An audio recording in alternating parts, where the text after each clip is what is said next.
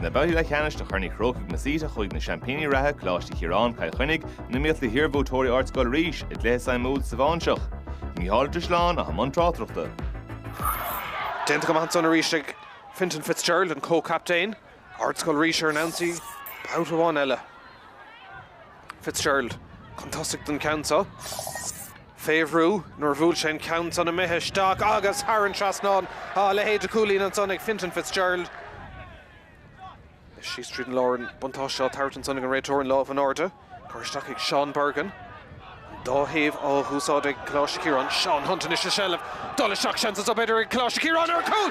Cad é mar cúl ag Sean Hunt. Breathnaigh Martin ní raibh rud amháin ar ainting again. Slitter ball amach in aice leis an Dave Lína. Jeff Neary reached.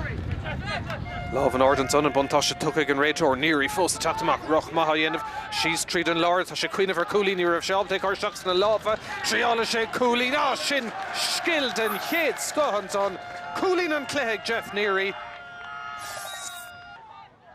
Dentro Michael Oshikir on Chaktamach. Anna Kudimmer and Aririk Tom McPhillips. Farmach and Cludach, August Dollar and Ansi, Nakosa, August Lusiga, Chaktamach, Bout Ella.